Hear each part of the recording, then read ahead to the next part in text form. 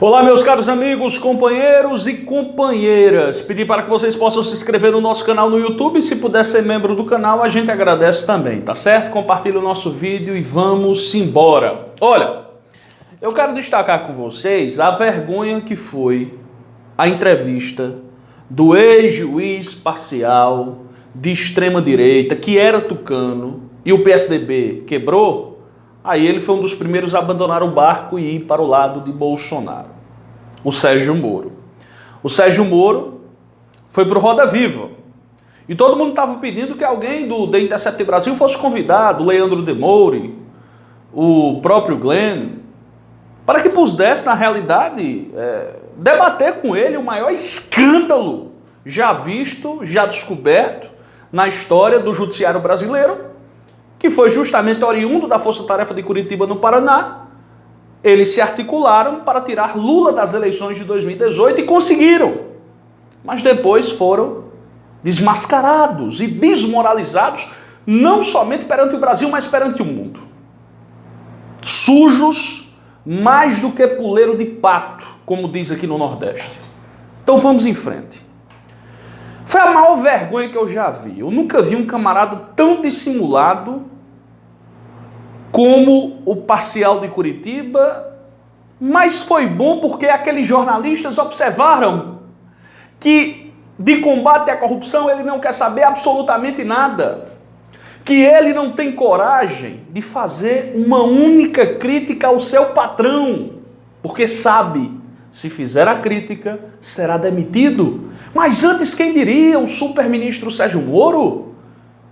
Evidentemente que ele jamais admitiria participar de um governo desonesto, corrupto, de ser funcionário de um camarada que tem um filho que é acusado de chefiar uma organização criminosa com provas robustas. Sérgio Moro admitiria que o presidente da República atacasse o juiz lá do Rio de Janeiro, que mandou fazer a busca e apreensão nos endereços ligados ao então deputado Flávio Bolsonaro?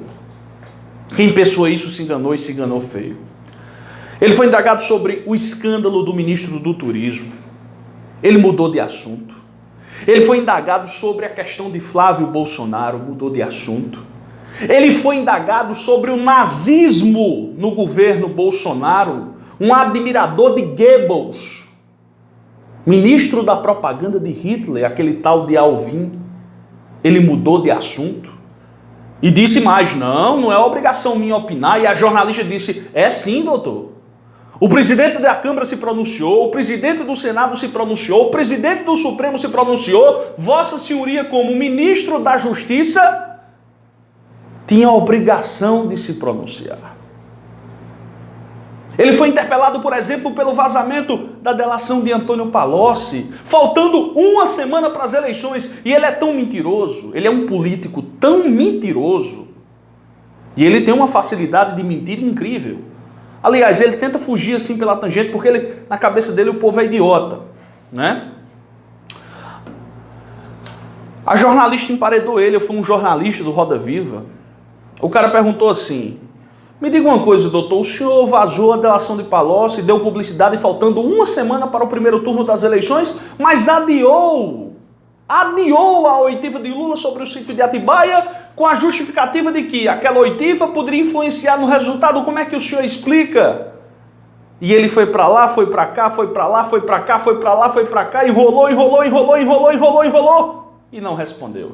Tem um vídeo na página Desmascarando, que eu particularmente gosto muito, que fala, que mostra, que comprova tudo isso que eu estou falando aqui. As mentiras ditas por esse cidadão, a enrolação dele para com os jornalistas, a enrolação dele para com o povo brasileiro. Se fosse um jornalista do The Intercept convidado, talvez esse cidadão infartaria ali mesmo, porque não teria como mentir.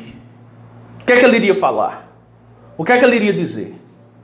Né? E ele ficou até um pouco irritado. De democrata ele não tem absolutamente nada, é um autoritário. Depois foi para o Twitter para criticar os jornalistas. Então, senhores, ao vivo, no Roda Viva, ele mentiu, ele entrou em contradição. Esse ministro da Justiça é uma vergonha para a sociedade brasileira.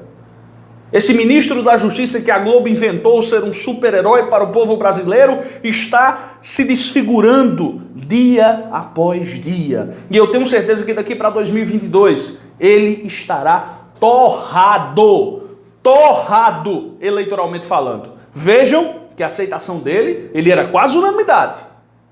Caiu de maneira extravagante. E até 2022...